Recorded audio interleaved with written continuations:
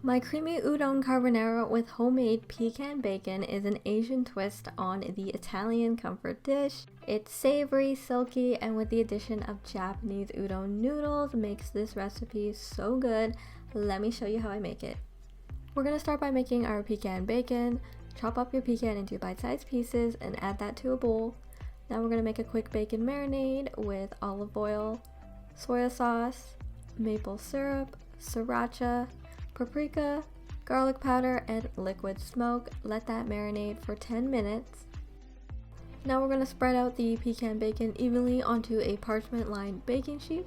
Bake at 350 degrees Fahrenheit for 6 to 7 minutes, stirring halfway through or until golden brown.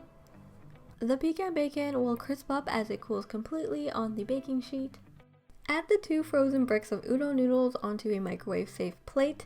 Microwave for 3 to 4 minutes, flipping halfway through or until thawed and noodles easily separate. Set this aside. Heat a large non-stick frying pan over medium-high heat with olive oil and minced garlic. Cook for 1 minute or until fragrant. Now stir in some flour and cook that for 1 minute. Slowly add the oat milk, whisking consistently to get rid of any lumps. Bring to a boil and cook for 5 minutes or until sauce thickens.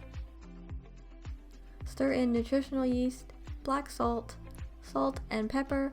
If the sauce becomes too thick, just stir in a 1/4 cup to 1/2 cup more of oat milk to thin. At this point, you can now taste and adjust seasonings to your preference. Add the thawed udon noodles and corn. Stir that until combined and heat it through. Serve topped with homemade pecan bacon and fresh parsley. You guys are going to love this weeknight meal topped with homemade crispy pecan bacon. All the details for this recipe will be on my blog veganeverytime.com, and I'll see you guys in my next video. Bye!